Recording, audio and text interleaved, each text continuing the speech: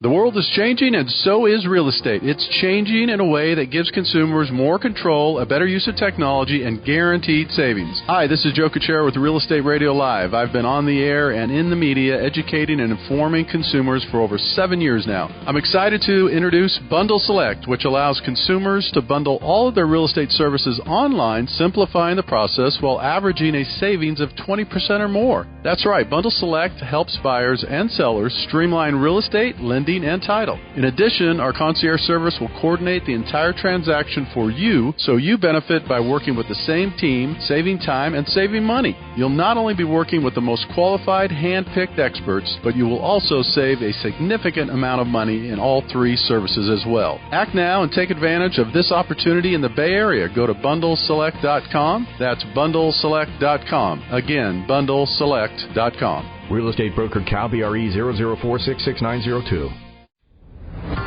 Welcome to Real Estate Radio Live, an informative and engaging podcast discussing everything you need to know about the world of real estate. Your host, Joe Cucchiara, provides you with insight and guidance on how to buy, sell, finance, and invest in real estate. He also offers real estate tax management strategies, new construction advice, home improvement tips, and much, much more. And now, to guide you around the world of real estate, here's your host and Real Estate Radio Live team leader, Joe Cucchiara. Welcome in. Good afternoon. Joe Cucchiara with Real Estate Radio Live. Thank you for those tuning in via Facebook. Thank you for those tuning in general. Appreciate the feedback, the response, the following. Keep them coming. Keeping the questions coming. Keep the responses. We want to hear what you have to say. We're going to have some great guests coming up tomorrow. Be sure to tune in and listen to our show. We have Jack Russo back, who is with the Computer Law Group in Palo Alto, and we're going to be talking continuing series on entrepreneurship in Silicon Valley and what to do when you start a business, what that looks like. Also, we're going to dive into different topics as it relates to the Silicon Valley. How does the startup industry, in other words, how does it affect the real estate industry? How does it affect the mortgage industry? What happens when we are in startup mode, when all these companies are coming out, raising a bunch of money to disrupt the industries that we're working in? How does that affect that? So I'll ask Jack a lot of those questions. He's going to be a regular guest on the show. He's a busy person, so it's hard to pin him down for a specific day, but stay tuned and stay with the show because Jack will be with us most likely every couple of weeks, and we'll keep you posted on that. Now, before we jump in the topic today, be sure to download the podcast. Really important. That way you can follow the show, listen to us anytime, anywhere, at your convenience. Go to iTunes and just type in Real Estate Radio Live. You could download the podcast there. You go to our website, reradiolive.com, and you could download the podcast there. Anywhere really online, at Google, search anything, just enter Real Estate Radio Live. It'll come up, and you'll be able to download that podcast. Be sure to pass it along. Listen to us. Give us feedback. There's ways to communicate with us. Those that are following us on Facebook, we get some great responses and reviews and some great feedback that way as well. So we'll keep you posted. Be sure to keep updated on the information. We're going to have more and more announcements for you over the next couple of weeks. We're excited to do that. I know you've been hearing a lot about these different announcements. If you listen to some of the ads that are running right now, you'll hear about it, but we'll keep you focused and we'll keep you in tune to what's going on. All right, today's show is going to be about kind of buyers be ready. And what do I mean by buyers be ready?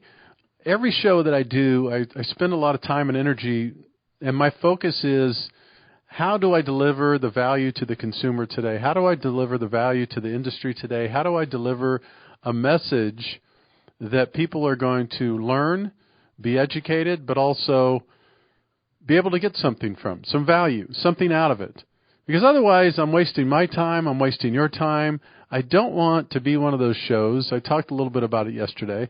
I don't want to be one of those shows that just tells you, hey, good news, we have 633 houses on the market today, and the real estate market in the Silicon Valley is hot. Big deal. Everybody knows that. You don't have to listen to a show or tune in to do that. So we work really hard here at Real Estate Radio Live to have great guests, information to provide to you that gets you thinking, that challenges your way of thinking, that gives you real value so that when you listen to a show, you think, well, gee, I didn't know that. I'm going to implement that. I didn't realize that about real estate, about mortgage, about title and escrow, all those things. So we'll continue to do that. And that is my main objective with this show, is to continue to have shows that provide you value and information, and not just this window dressing stuff that we don't want to be like a lot of those shows out there. So today, buyers beware, buyers be ready. What do I mean by that?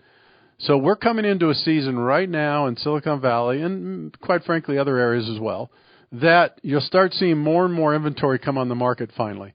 Right during the holidays, we all know it comes down, it really slows down. People, the last thing they think about in many cases is buying and selling real estate. And then right around the first or second week in February, we see the pickup. It just happens quite a bit. Not on a regular basis. If you look at the trends, that's what happens. So the show today is on buyers be ready. And so what I'm going to do today is walk you through the strategic kind of approach and the options that you have as buyers to better prepare yourself for this market that is still going to be low inventory, very competitive, and tough to get, tough to buy. So what I want to try to do is arm you, the buyers and your real estate agents, a strategy to have a better chance to win these offers. And the thing that frustrates me the most as I talk about this, and again, it's frustrating, and maybe just because I like to talk real about this, is that it's frustrating and upsetting to me when I hear someone say, oh, you just lost out on the offer. It's just, I wouldn't waste your time. There's 20 offers. There's 10 offers. Don't worry about it. Don't waste your time. Well, how do you know? How do you know that? And do you have the best plan available going in? And maybe if you have the best plan going in, let's just say you have the best plan and you've sat down with your real estate agent and your mortgage banker and the person doing your financing, and you put together this strategy and this plan and you go after it. And you've done everything you think you could do to exhaust all kinds of avenues to give you the best chance to succeed. And you don't. Then that's great. But you know what? You turn around and you walk out the door and you leave knowing that you gave it your best. What's frustrating to me is these people that fly by the seats of their pants, and they don't give the best effort. And I mean the people in our industry. We should be helping the consumer preparing to make the best offer. Yeah, we have to be realistic. Hey, listen, it's super competitive out there. And this house coming on the market for $1.2 million, there's a chance it could go way over and end up getting $1.4 million. We have to be realistic. I'm not saying don't be realistic, but after you explain the realistic part of what could happen, then sit down with them and figure out a strategy to give yourself the best chance to succeed. So buyers, here are some things I'm going to go through with you today to better prepare yourself to succeed on making an offer. We know the inventory is still going to be low. Even though I think there's going to be more inventory coming on the market here in the next couple of months, I really do, it's still, historically speaking, going to be low. It's still going to be competitive, and it's still going to be a seller's market. All right, we know that. So how do we prepare ourselves going in? First and foremost, buyers, get pre-approved, and get pre-approved with someone you trust. Get pre-approved with someone that could close in less than 30 days. Those are really important. If you have a good old buddy or someone you've worked with for years and you just say, Joe, I know, but I worked with this guy or this gal for years and I just don't want to, I want to be loyal to them. And okay, that's fine. But this is a business decision. And if they tell you, God, I can't close a loan in less than 30 days, then you better go find someone else that could do it, because that's one of the elements that you're going to have to be faced with. Do I like it and do I agree with it? No, but that's the market, so you have to adjust to the market. Find someone that could close your loan in less than 30 days. Actually, find someone that could close your loan in less than 21 days. It gets very competitive out there. Again, some people will argue for an hour about how ridiculous that is to have to close a loan in less than 21 days. I know. But don't spend too much time worrying about that. That's the market. That's the demand. That's the ask. So how do you meet it? So first and foremost, get pre-approved. You've heard me say this before. Make sure you have an underwritten approval. Make sure it's not a piece of paper that some guy just sat at his desk and spit out of the computer and the printer and said you're approved. Make sure you're legitimately approved. You'd be surprised how many times people take the lazy way out and they say, don't worry about it. I've seen your income. I've seen your assets. I haven't pulled your credit. Don't worry about it. You're good. That's a red flag, and don't fall for it. Be pre-approved, be underwritten approved, and work with someone you trust. Work with someone you know that's going to be able to close a loan in less than 30 days. Okay. Secondly, now we're going to go through the different options you have to try to put in a non-contingent offer. How do you put in a non-contingent offer? There's a number of different ways to do that. Some of the obvious ways are pay cash, right? You're buying $1 million home. Hey, listen, Joe, I don't want any I got to go on this. My real estate agent said it has to be non-contingent if I have a chance at this thing. All right. What's that mean? We got 10 offers coming in. How about if I pay cash? How about if I pay $1 million cash? Perfect. You don't have any contingencies. Good to go. You don't need appraisal or financing. Now, that is great, but for 90% of the people, the real world, that really doesn't exist to be able to just flop down $1 million in cash. For some people it does, but not for a bigger percentage. So first, can you pay cash for that house? No, most people would say no. All right. What's the strategy? And I'm going to walk you through a couple different strategies here because there's a few strategies I want to walk you through. I want to make sure I'm clear. So if you're a first-time home buyer or you're a home buyer that doesn't have to sell a house, this makes it easier in some ways, right? So there's two different things. So let's first talk about the person that's either a first-time home buyer or they don't have to sell a house. Maybe they've already sold their house. Or maybe they had one a few years ago. So now you don't have to worry about selling your house or not. You do have to worry about how do you prepare yourself for a non-contingent offer. Okay, so again, for sake of conversation, you're going in. This house they're asking $1 million. The real estate agent says, hey, listen, Joe, this house is probably going to get 10 to 12 offers, it looks like, and there's a chance it's going to go for $1.1 million or more. Okay, we don't know that for sure, but there's a good chance that that's what we're looking at. Okay, so if you're putting 20% down, that becomes a problem right away. And the reason is, if you try to go non-contingent on your offer, and that house that is priced for $1 million ends up selling for 1.1 or 1.150 or something, that's going to mess up your financing. And the question is, do you have additional money to put down to cover that difference in that spread? So this is kind of the first problem 101 with non-contingent offers when someone's putting 20% down or less. This is why the real estate agents that are reviewing the offers on the listing side will scrutinize them and find out who the strongest offer is. And for those that are financing, they're looking for those that are able to put in non-contingent offers, and they're also reviewing offers to see who's putting the most down. And that becomes a big component because if you're up against a person that's putting 40 or 50% down, you see, an appraisal contingency is not going to concern that person so much. And they'll probably go non-contingent because they have that cushion. If you're competing against someone that's putting 20% down, that is an issue, and that is an issue for both parties, both on the buy side and the listing side, because the listing agent's going, gee, I'd love to be able to accept this offer or entertain this offer, but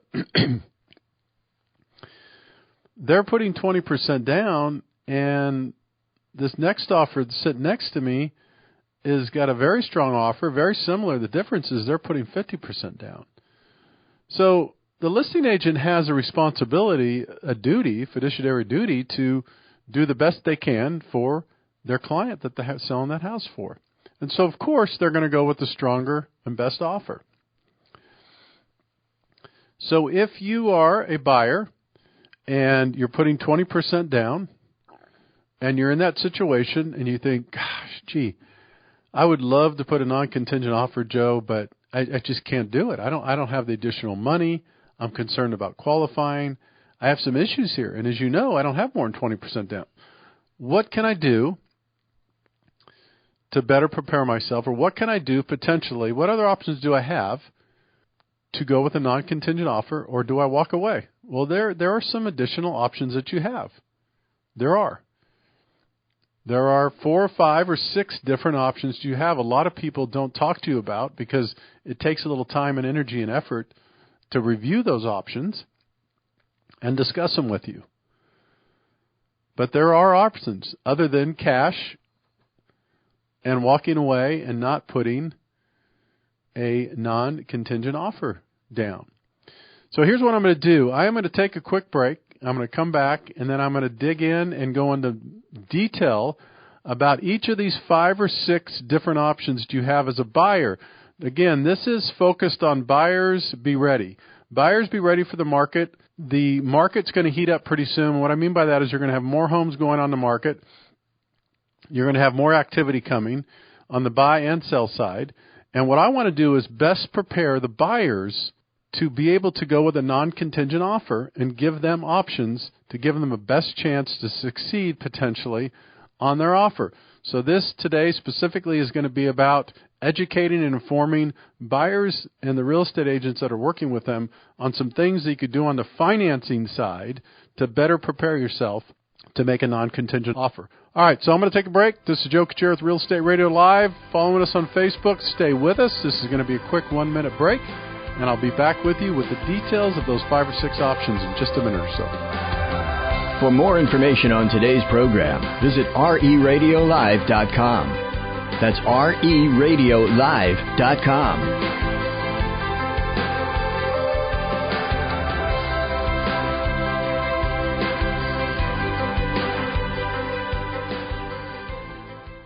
Is there a real estate bubble in the Bay Area? No, but there is now a real estate bundle in the Bay Area. That's right, Bundle Select. Hi, this is Joe Cucchiara with Real Estate Radio Live. I've been on the air and in the media educating and informing consumers for over 7 years now. I'm excited to introduce Bundle Select, which allows consumers to bundle all of their real estate services online, simplifying the process while averaging a savings of 20% or more. That's right, Bundle Select helps buyers and sellers streamline real estate, lending, and title. In addition, our concierge service will coordinate the entire transaction for you, so you benefit by working with the same team, saving time and saving money. You'll not only be working with the most qualified, hand-picked experts, but you will also save a significant amount of money in all 3 services as well. Act now and take advantage of this opportunity in the Bay Area. Go to bundleselect.com. That's bundleselect.com. Again, bundleselect.com. Real estate broker Cal BRE 004666902. Welcome back to Real Estate Radio Live. For more information on today's topic or guests, just visit RERadiolive.com. That's RERadiolive.com. Again, your host for today's edition of Real Estate Radio Live, Joe Cucchiara. Welcome back in. Joe Cucchiara with Real Estate Radio Live. I am with you today talking about preparing the buyer to be ready. Be buyer ready. I'm going to be talking now in the second part of the show about some very specific options for the buyer to be able to put in a non-contingent offer and work on some different things that you may not think are available or you may not have thought about prior to this. So let me go through those right now, step by step, give you some ideas.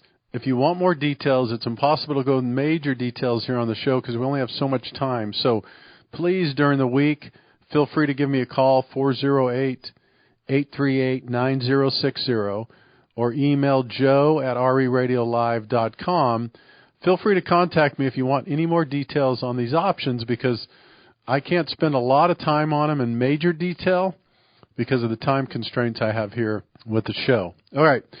So number one, if you want to be able to put a non-contingent offer, and let's say you have 20% down, and so you're asking yourself, Joe, I can't risk it. 20% down. If that appraisal comes in less, then I'm in trouble. Okay, so what are our options? We could do this. You could entertain gift funds. What do you mean gift funds, Joe? Well, you could go to a family member or something and say, hey, listen, I love this house and I want this house. I don't want to lose this house, but I have to make a non-contingent offer. The problem is I only have 20% down. If you go borrow an additional 10 or 20%, let's say you need another, another 150 to 200,000. It's a lot of money, right? But if you got those in gift funds from a family member or someone, and they gave you those gift funds, and on the side you had a private deal with them on the side of how you were going to pay them back that money after close of escrow, then that could work real quickly. Again, someone might be saying, well, what do you mean gift funds? Someone could gift you $100,000 to $150,000. Okay, so now instead of 20% down, you're at 30 to 35% down. So now you could put in a non-contingent offer because you're not worried about the adjustments in that potential appraisal or value. So now you put in a non-contingent offer. And let's say that you get $150,000 in gift funds and it comes in a little bit less. You guys make it happen. You get the house of your dreams and you're good to go. You have to figure out a way that you're going to get that $150,000 back to the person that gave you those gift funds. And you made an arrangement with them in advance. Maybe it's a loan. Maybe it is a true gift. Maybe when you sell your house, you pay them back. Maybe you leverage money from your assets or your investments to pay them back. I'm giving you some suggestions, but I'm saying this is a strategy. See, most people, they don't think outside the box. This is a strategy. Is it perfect? Is it ideal? Probably not. But these are ways to creatively think of different options to make a non-contingent offer. So one would be gift funds to improve your down payment so that you could go in non-contingent and you're not worried about the potential appraisal issue. Okay, that's one. Second one, bridge loans. A lot of people aren't familiar with these. Bridge loans are really good, again, depending on the situation. If you have a property that you're exiting and you're selling it, but you don't want to sell it before you make an offer or a non-contingent offer on this potential house that you're purchasing, depending on the equity that you have in your existing home, you could get bridge money from that house and you could close that loan and go non-contingent, temporarily borrow money from a bridge loan and make that happen and use the equity from your house to do it. So the bridge loan, hard money, whoever it is, they loan you to $150,000, $200,000, whatever you need. It's expensive. And someone might say, well, what does it cost? Well, bridge loans probably cost at least 2 points, 2% of the loan. So if you borrow $100,000, that's 2% of that, plus that's $2,000, plus some closing costs, plus the interest rates are high. They're probably 9 or 10%. But you're not going to hold that loan that long. But that's another way to leverage property to get away from the ability so that you could put in a non-contingent offer. So a bridge loan. The other way, cross-collateralization. That's right, cross-collateralize. Have you ever heard that? Look, if you don't understand it, again, try to work with someone that does. We've done this on a fairly regular basis for a lot of clients. Cross-collateralize equity from another property. So you're short on funds, you need some more equity, you need some more money, or you need a lender that's going to accept that. Some lenders accept that, believe it or not, investors. Let's say you have an investment property in San Francisco that's owned free and clear and it's worth $2 million. You could leverage the equity and cross-collateralize that equity from that house to make the purchase work so that you could go non-contingent. And again, I can't go into major details because I don't have time. So if you're interested in these things, call me during the week, and I'll help you with these things. If your current lender or mortgage banker can't help you with them, or your real estate agent doesn't have any solutions, if they don't, then give me a call. We can help you with this. Okay, so we have bridge loan, you have gift funds, cross-collateralization. The other thing is a little interesting. I've seen it happen before. Again, it's not super desirable, but it depends how bad you want the house. Let's say that you have the down payment and the appraisal issue is that's not an issue, but the issue that you're concerned about is qualifying. Let's say you don't want to, you really want to buy this house, but if the house goes over, okay, let's say they're asking $1 million and you think it's going to go for 1.1 or 1.2. If it goes for 1.1 or 1.2, the problem is you might not be able to afford it because your debt-to-income ratios might be too high. So what do? There's either two things you could do. You either put more money down or you need more income, right? Well, how do you get more income? Here's a few ways how you get more income. Number one, you could ask someone to become a non-occupant co-borrower.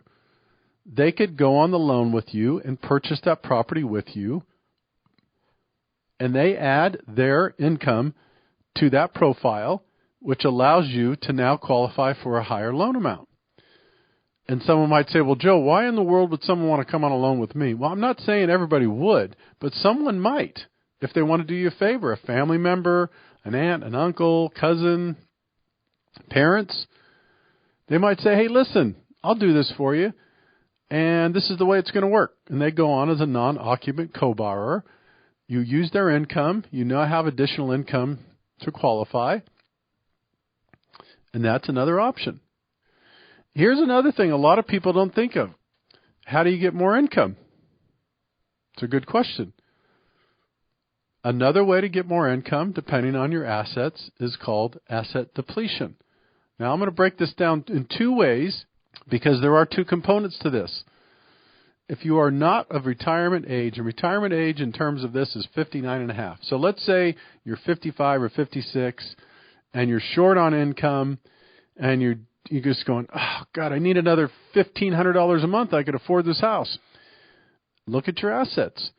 There's a formula that we could use. We look at your investable assets, and there's a formula where we could use those, apply them towards income, and use X amount of those assets. Get a letter from your financial planner saying, effective April 1st, they're going to start collecting an additional $1,500 a month on these assets over here on this set account. And here you go. It's called asset depletion. Asset depletion to increase or give you additional income. It could be done. A lot of people don't know this. It could be done. The next thing is, it's a lot simpler and easier if you're retirement age. If you're 59 and a half or older and you have qualified IRAs or qualified investments, it's an easier, simpler formula to give you income from those assets. It just is. Don't ask me why, but that's the way it works. Again, these are two different ways to get additional income to potentially make your offer stronger and go non-contingent or buy a home that you thought you would be outbid on. You were afraid to be outbid because you couldn't afford it. So where do you get more income? You get more income by adding a co-borrower or asset depletion, or using distribution funds from your retirement, qualified retirements, to give you income. These are some additional ways to make your offer more competitive and go in with no contingencies. I'll tell you one other one that a lot of people don't think about, and that is borrowing from a qualified IRA, borrowing from an IRA or a 401k. Now, again, I'm not a CPA, I'm not a tax expert, but this is my understanding. If you borrow money from an IRA, you have 60 days, I believe it's either 60 or 90, to put that money back without penalty. You could borrow $100,000 from an IRA, and as long as you put that back within 60 days, it's without penalty. So I know it's a little risky, and I understand that people are like, well, Joe, I don't want to do that. What if it goes long? I understand. Remember, when I'm sharing this with you, it's not that I'm saying go out and do it. I'm saying these are options if you really want to make your offer stronger and you want to become a better offer and release and not have contingencies. You borrow $100,000 from your IRA. You take it, you go in, non-contingent, you get your house, and then you pay it back within that 2-month period. Now, there's a couple things you might have to do. If you needed that $100,000 for the down payment, you might have to get an equity line afterwards or figure out how that's going to work. You could leverage it. There's a couple of different things you could do for that. There's a number of different things. These are the 5 or 6 things that I wanted to go over. We're about ready to wrap things up today. I want to help you, the buyer, out there. It's a tough market. It's going to be a super competitive market. Mark my word, in the next couple of months, there's going to be more homes on the market, but I want to help you, the buyer, better prepare yourself to have a better chance to get that offer. So again, this show has been about how to better prepare yourself to make non-contingent offers. If you want more information from me during the week, area code 408-838-9060, or you could always email me, joe@reradiolive.com. Thanks again for tuning in. Remember, tomorrow we're going to be having our guest, Jack Russo, back in studio, talking a little bit about entrepreneurship and Silicon Valley. What's going on? Until next time, take care. Have a great day. You've been listening to Real Estate Radio Live. For more information on today's program, visit reradiolive.com. That's reradiolive.com. Subscribe to our podcast. Discover more at reradiolive.com.